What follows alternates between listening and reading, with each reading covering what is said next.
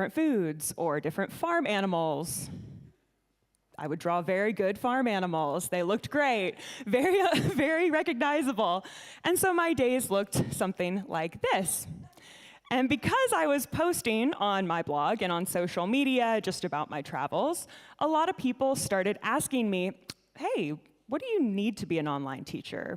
What kind of stuff do I need in my classroom? What resources are helpful to have? And that led me to my idea for my very first digital product, which was a set of printable online teaching props and things other teachers could use in their classrooms. And I'll never forget how this all came together. This is, I can't believe I found this picture, by the way. I was sitting at this table in Dublin, traveling through. It was probably a rainy day, and I had downloaded some sketchy knockoff version of Microsoft Paint onto my iPad. And I was taking that notebook where I had done my drawings of farm animals, very good ones, and I was digitally recreating them in this app. I exported them as PDFs, bundled them together based on theme, and the finished product ended up looking something like this. And this is actually from a print shop in Dublin, because once I finished the product, I wanted to use it myself. I was like, this is so much better than my notebook. Let's go, use this with my students. So from this point on, whenever someone reached out to me and said, hey, what do you need for your online classroom? What resources do you recommend? I could say, actually, I have something even better, and I could send them my link. And I calculated recently that this whole project took me about 30 hours to put together. So the first batch of printables, doing the drawing, putting them into nice PDFs, making the sales pages, all that took about 30 hours.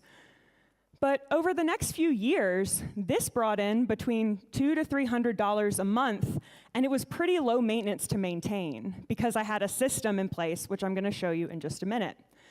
And I know you might be thinking, $200, that's not exactly like retire early or let's all go buy a yacht. But this is from one digital product, one type of product that I made one time that was pretty low maintenance to maintain. So you can imagine how you could scale this up. I also just want to normalize that for a lot of people, your first digital product might look more like this, $200-300, and that's amazing. There's so much content out there right now about, make one course, make $1 million. This is also awesome because this gives you more flexibility in your travels. This lets you invest into your other creative projects and could even fund trips to more nomad festivals like this one. And the cool thing is, this was all based on something that I was already doing. I was already thinking about it, making it in my own life. I did not need to come up with some big new fancy idea. I also did not need a big budget or a big team or a big audience. I did not have one at the time. This was a friends and family thing I was doing. So you can do this even without these things in place. You just need an idea. Now today, I'm even more passionate about this because I had this experience in my own life, and now I've seen this play out for thousands of other people. I work at Podia, which is a platform for building communities, selling online courses and products, and so I get to see how thousands of other people across lots of different niches are doing this. I also get to see trends in what's working and what's moving the needle faster. So today we're going to talk about it. So how do you make and sell your very first digital product? We have to start with an idea. What should you sell? And the good news is you don't need some big, complicated thing. This can be based on what you're already doing, already thinking about, already passionate about. Here are some places you can start. First, what is your professional background? What do you do for work? If you are a graphic designer, could you make a really great set of templates that you sell? If you're a yoga instructor, could you record some of your classes and upload those? Maybe part of your job is doing meta ads or hosting events. Those are skills that you can teach other people too. What are your hobbies or deep dive topics? Some of the best digital products I have ever seen are based on things people like to do for fun. People love having fun. You can make products around embroidery patterns, plant care guides, film photography, anything that if you have stayed up late at night researching something just because you're interested in it, that can be a great digital product because there are probably other people doing the same thing. What tools or systems have you built? This is what I did with my printables. It was a tool I was using or wanted for myself. I made it, prettied it up, made it available for others. But this works great if you've got like a spreadsheet or a Notion template or some kind of tracker you're using in your life, maybe to track your hydration or your workouts, meal prep. Also, if you have like a productivity, something that's making you more productive, please make it a digital product because I think we all want to buy it. Anything that saves time, keeps you more organized, makes you more productive is going to be a good option for a product. Have you been through any big life transitions? Have you moved abroad? Have you done a big round-the-world trip? Have you switched your career, done a big pivot?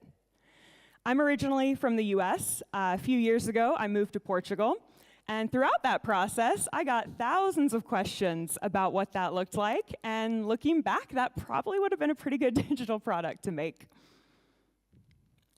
And finally, what do people already come to you for? At the beginning, almost all of you raised your hand and said that someone's asked you for help before. What were they asking you about? Because the things that people ask us for help with, sometimes we don't even realize that that's a skill other people would want to pay for, because for you it's so easy and natural. But the things that feel simple and obvious to you do not feel simple and obvious to everyone. And that is where you and your digital product can help.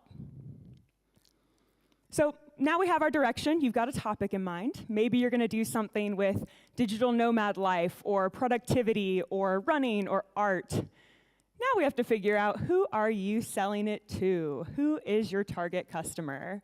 And we want to get in their head here and get really specific because it's very hard to sell a product that's meant for everybody. It's not going to be specific enough for anyone to really see themselves in it. Like, for example, a course on marketing is a lot harder to sell than social media marketing for fitness professionals. That's a lot more specific. A fitness person will see, oh, that's what I need, whereas marketing's just kind of too general for anyone to resonate. So we're going to ask ourselves, this target customer, with them in our head, what are their pain points and their questions and their goals? And you don't have to be a mind reader for this. I'm going to show you 2 ways you can get these answers. The first is that we are going to do some quiet research. We're going to go where these people spend time online. So picture your target audience member. Where do they go online? What blogs are they reading? What YouTube videos are they watching? What social media accounts do they follow? What communities are they in? You're going to go there and you're just going to see what people are talking about. My town in Portugal is really big with van lifers. We get a lot of people who come through in camper vans, a lot of digital nomads. So I was thinking, what could be a good product for someone doing camper van life? And so I went to Van Dwellers subreddit and spent 3 minutes browsing. And here are some ideas that came up that could flesh out my product if that was the direction I wanted to go. Question for those who go snowboarding or skiing in your van. How do you carry your bicycle? Looking for advice on a coffee setup. Recs for a road trip across the American Southwest. What's the best large van for a conversion? This was 2-3 minutes. These are all the questions that I found. This is a gold mine. If you are making a product for people doing van life, this is exactly what those people are wondering about, what they want to know, what questions they are asking. They're not asking an AI. This is in Reddit. They want real people's answers to this. That is where you can use this to flesh out your own product. Some of these, like this road trip one, could probably be a whole product on its own. That could probably be a course. But some of these smaller ones could just be things you make sure you include to make sure that your product really is valuable for the customer you're making it for.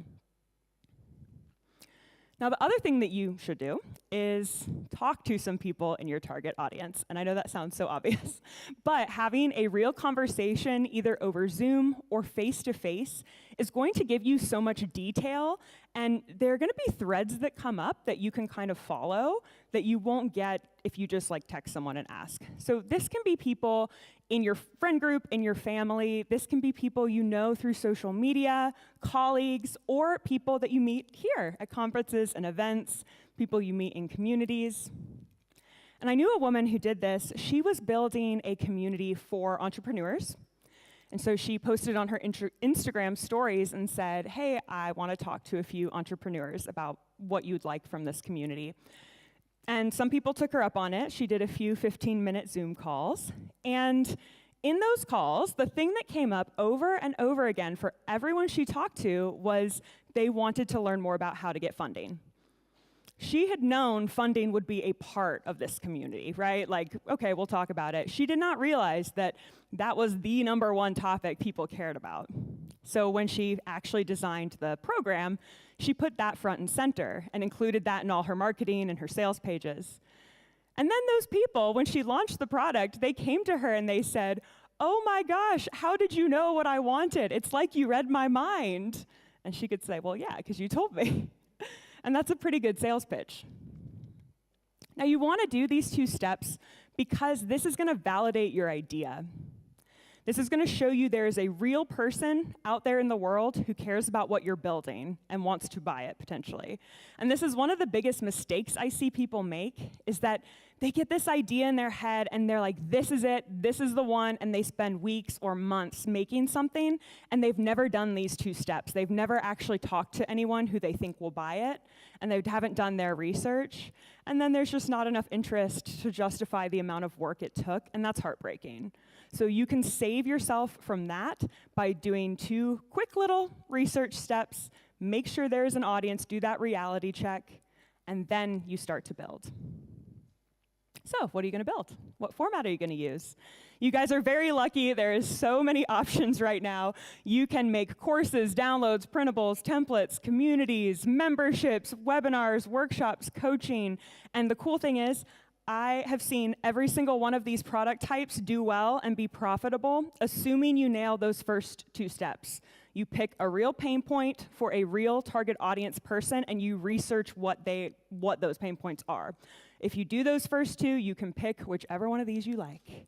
How many of you, like, raise your hand, you love making video, you want to be on video? You're like, put me in front of the camera. How many? Okay, so you guys are going to be doing the courses, the workshops, the webinars. How many of you hate being on camera? You're like, put that camera away.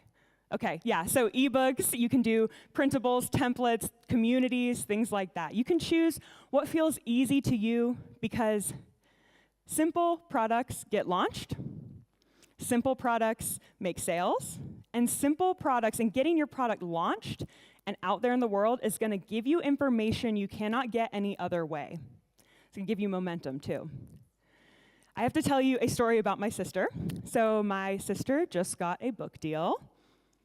Woo! Yeah! It's very exciting. She wrote a novel. She found a publisher. She's getting it. It's published, coming out in the spring. And when she tells people about this, their reaction is always the same. They say, oh my gosh, that's amazing. Your first book, and you got a book deal. But it wasn't her first book. She wrote another book before this one, and it was also great, by the way. And the process of writing the first book, going through that, putting it together, editing it, taught her so much about her storytelling and just how she works as a writer that she pretty much immediately turned around and wrote the second one, and the second book is the one that got the deal. But the second book wouldn't exist without the first one. For your first digital product, that might be your book one. But making it and launching it and getting it out there and seeing what people resonate, what do they like, what are they confused about, that is going to lay the foundation for everything that you build next. Okay, so how do we sell it? You've got your product, you picked your topic, you've done your audience research, and you have picked a product type that's simple, you can get it out there, you're gonna launch it, you're doing this thing. Now we need a way to help the right people come to us I'm hesitant to say on autopilot because most things are not truly autopilot, but we'll say low lift, a low lift, low maintenance system to bring people into your business. Step 1, we are going to make a helpful free thing. It's going to be a little tiny version of your paid thing. So if we were doing the example of the camper van road trip across the American Southwest, perhaps that is a guide. You can make a little free checklist, your road trip packing checklist or something. If we were doing, let's say you have a set of productivity prompts for AI and they're really awesome, you could give away 1 prompt as your little free thing. The key here is you want your free thing and your paid thing to be related. They need to be for the same person and solve the same or similar pain point. They don't have to be like identical, but similar pain point for the same person so that it attracts the person who will eventually buy the paid product. In order for someone to get this, they are going to give you their email address. You are going to give them the little free thing, and now they are on your list. In my printable business, I did a little pack of 7 printables. I made this little banner and put this in all of my blog posts. And then anytime anyone wanted to download it, they could, and they could join my list. You can put this wherever you want. You should put it everywhere. Your freebie is the door into your business. It's how people come in, how they learn about you. So you're putting this in your YouTube videos, you're putting it in your social media posts, in your link in bio, you're putting it all over your website if you have one, sharing it in communities, sharing it with friends. And a little pro tip, if you have a website, if you put the word free or freebies in the top header of your website and link to this, people always click it. It's like one of my #1 most clicked pages. They're like, free? What's that? Freebie? So that can be a good way to get people on this too. And what you're doing here is you're building a list of people who are interested in your topic. And then we're moving to step 2. We're going to connect with them. After someone downloads your little tiny free thing, you are going to automatically send them a series of emails over the next week or 2. This can be 3 to 5 emails, and this is going to run automatically. You are not manually pushing send on these. You're going to build this once. They're going to flow whenever someone joins your system. Some ideas for what this can include, you can always adapt this and add more if you want, but day 1, you're welcoming them in, you're introducing yourself, explaining how to use the freebie if that's relevant. Day 2, you're explaining how you can help. What is your expertise? What is your background in this area? Why did you make this product for them? Day 3, we're going to give them something valuable for free. So a blog post you wrote, a case study, a YouTube video. Maybe you share some advice, some experience that's exclusive, you haven't shared it anywhere else, just for them because we're building trust and we're establishing you as an authority. Because on day 4, that's when you tell them about your paid thing. And you're going to give them the whole speech. This is why it's so great. Here's how it's going to help you. Here's what pain point it addresses. And at this point, you are no longer a stranger on the internet. You have given them something awesome for free, and you've spent the last week getting to know them and telling them more about you and your work. Now you feel more like a friend. You feel more like a connection to them. So when you do this, that endpoint, you're going to have a lot more ease with actually selling the product than you would if you were to just say, hello, buy this thing. And finally, we're going to let this run. And that sounds a lot more passive than it actually is. What this really means is that we are going to keep sharing our freebie wherever it makes sense. This is the doorway into your business. So the more places you can share this, the better. This also doesn't expire, right? So if I write a blog post today and I have my free thing inside of it, someone might find it 6 months from now and join. So the more places you add your free thing, the more opportunities you have to bring people in.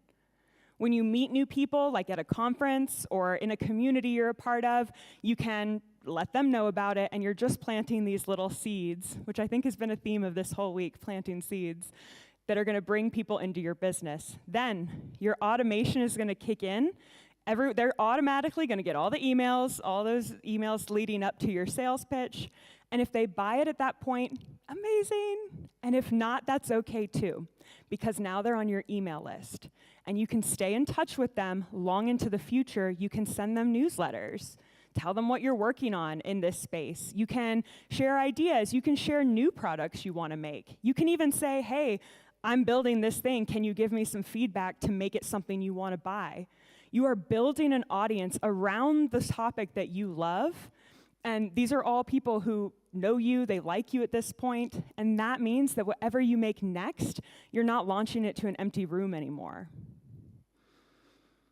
You can, if you're looking for a place to build this, you can run all of this on Podia. We have the courses, the communities, the email automations, and there is a 30-day free trial you can grab with the QR code up there. But I want to leave you with this. At the very beginning, almost everyone said someone has asked you for help with something. That means that you have a starting point. So get really curious about your audience, listen to what they're saying online, listen to what they tell you, build a simple version of your first product, and then build that simple system with the freebie and the email automation so it can be more hands-off for you. And now the next time when someone asks you, hey, how did you do this? You can say, actually, I've got something even better, and you can send them your link. Thanks, guys. Woo! Excellent. Thank you, Nicola. If you just go there so as I can see the questions. Yes. Awesome. Okay. I love a lady who finishes her presentation on time. We made it by what a 5 hero. seconds. Okay, so first question from Irena. Which are your preferred tools, I guess, other than Podia, to create digital products, or do you outsource some of it to a virtual assistant? Yeah, so I think for your first one, go super simple. You can use your phone to record your videos. You can use free tools like Google Sheets, Google Docs. Canva has a free version. And then for actually selling them, I use Podia. But for actually creating them, use the free tools you have available. Start simple. You can always update your course, your download, your ebook in the future. And that is a great marketing moment for you. If you have a product and you update it, that's a chance to like re-email everyone and say, hey, new stuff, check it out. So use that to your advantage, yeah. And your best VA these days is probably Claude. Yeah, yeah. Okay, next question from Mariana. Where are you? Hey. Marketing is the hardest part. How do you get your products, freebies, in front of an audience in the first place? And also, don't people who just download free resources tend to convert worse than paying customers? That's a great question. Yeah, no, totally. I think you're getting your freebie out there often and in a lot of places is going to be helpful here.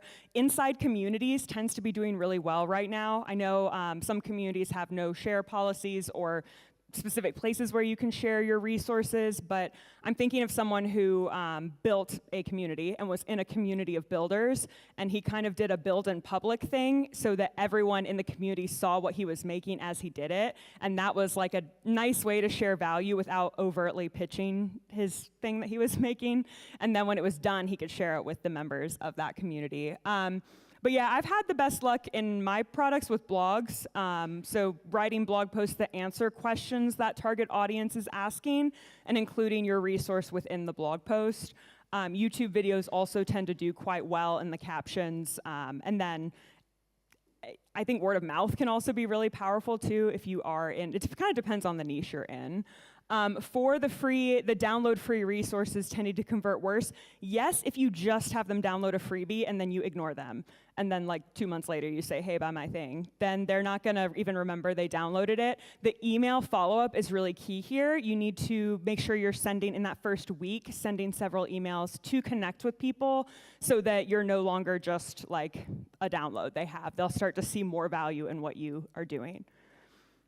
I've made that mistake. Yeah, I know. I think everyone has. Like when you start out with this, you end up with this email list of like 100 people. And you're like, oh gosh, now I'm scared to message them. So just, start early, talking to people. Build an email list of 2,000 and then didn't warm them up. Yeah. Do you know any Claude skills or AI agents that do market research and pull FAQs from Reddit? Or any other AI tools that help speed up product creation? And that's questions from Jürgen. Yeah, Jürgen, where are you? Yeah, that's an awesome question. I don't know of any off the top of my head, but I imagine that exists. And I think you probably could speed up that second step, that audience research step, quite a bit by having it scan and pull out themes. If someone wants to build that, I will come to your unconference about that. Or maybe if there's anyone in the audience that's got a Claude skill that does something similar, can you raise your hand? Nice. Yeah, so Tabitha, who was on stage as our first speaker this morning, who's sat down here. Do you want to just stand up and wave, Tabitha, if you don't mind? Yeah. Connect after that, because, yeah, it's a great skill. Okay. Next question, and this is probably going to be our last one, which is from Bart. Bart, where are you? What are your most successful digital products and why?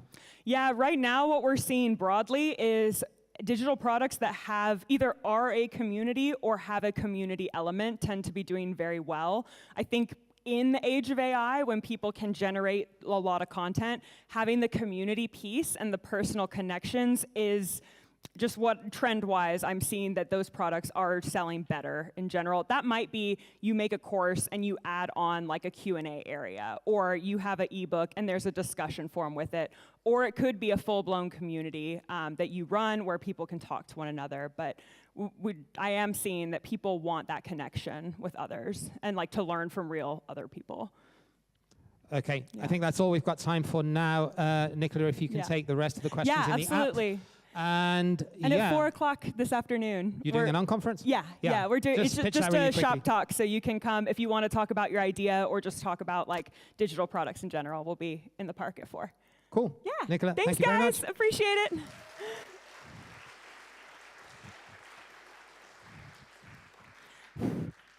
All right, we're just about to go into another break. When we get back, we're going to have a panel discussion all about finding your home base. So Holger's going to be moderating with 3 panelists, Maria, Tim, and Johannes, talking all about that. So be back in just under 10 minutes. And for those of you that get back early, we're going to play a little bit of tennis.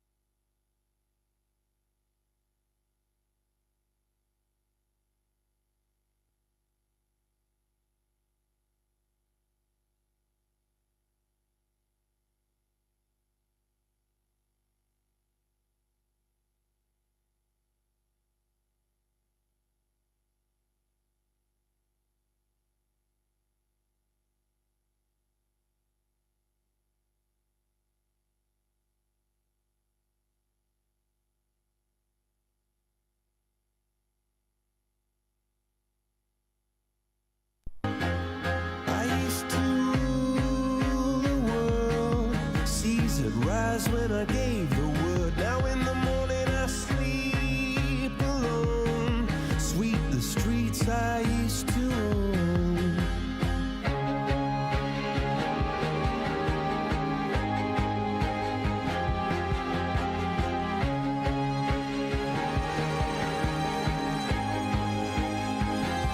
I used to roll the dice, feel the fear in my enemy's eyes. Listen as the crowd would sing.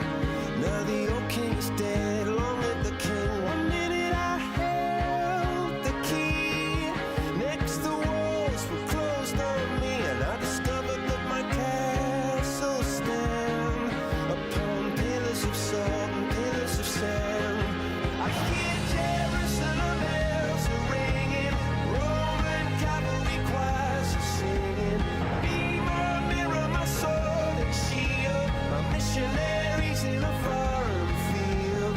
For some reason I can't explain, once you've gone there was never an honest word. And that was when I ruled the world.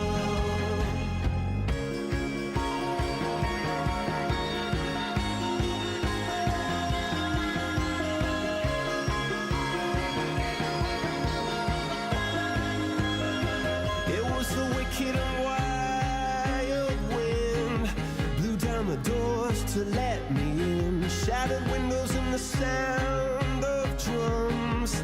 People couldn't believe what I'd become.